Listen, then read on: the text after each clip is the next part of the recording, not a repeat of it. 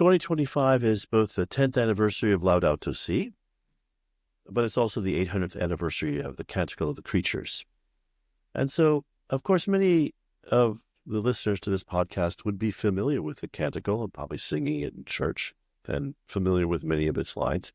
And certainly it is a beautiful and inspirational song. And it gives voice to a Franciscan care for creation in a most beautiful way.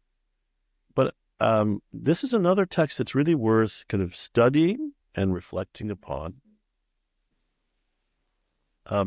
I believe it's Ilya, but I'm not sure. To be honest, I don't remember the source. But I think Ilya refers to it as a Christic hymn, meaning a hymn that references Christ. And then she explains it. I'm not sure it's in this book, but I'm pretty sure she's talked about it in this way. And so I think that is really like it is other people say that it is a metaphysical statement. Okay, there's a $20 word.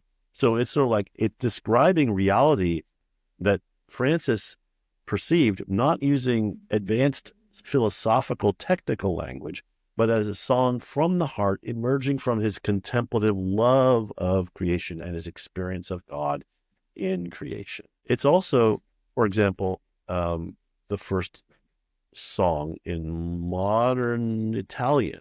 Even so, it's not exactly that.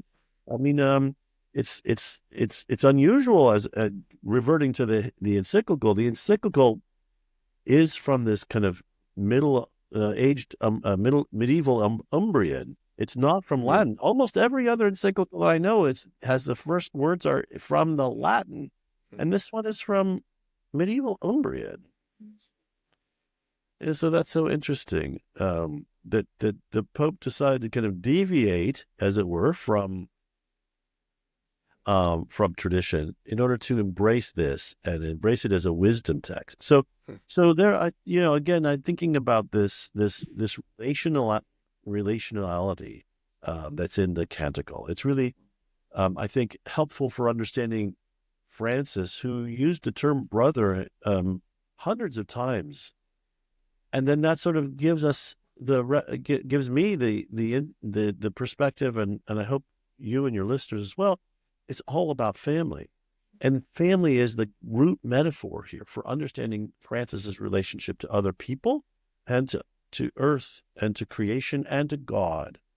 So it's all about always being in relationship and thinking about others, not in this sort of like kind of doormat, milk toast, I don't belong here, not in that kind of sense, but as a part of the family around the celebratory table or on the outing together, or holding hands.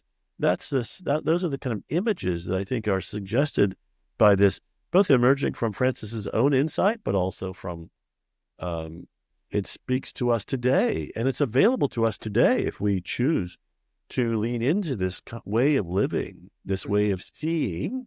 Right, contemplative is kind of an open-eyed prayer. This ability to lean into this allows us to live this way as a kind of an expression of our love for Christ in the contemporary setting. So there's a famous scholar named Paul Ricoeur who talks about texts that have a surplus of meaning, and here we might think of them as like fountains overflowing. And Francis didn't just sit down and scribble off the Canticle like some kind of bubblegum pop song. It's not a superficial. It's simple, but he wrote it as an expression of an inner reality that was cultivated by 20 years of contemplation, especially in nature. He wrote it as he was mostly blind in a hut outside of San Damiano in the midst of great suffering. So that puts a different context on this. This is not like the film Brother, Sun, Sister Moon, where Francis is dancing through the poppy fields and everything's great. No, he felt alienated from the brotherhood he'd founded, and he was laying there in agony, mostly blind. So yeah, there's great pain that is a part of the Franciscan story, about Francis's story, and Hmm. about Franciscans today, even as we gaze upon this kind of great tragedy of our indifference to creation, our selfishness and consumerism at the expense of it, our hard-heartedness towards the very clear suffering of creatures that are being pushed to irreversible extinction, and the suffering Hmm. of the poor. So this is the conversion that Laudato Si calls us to.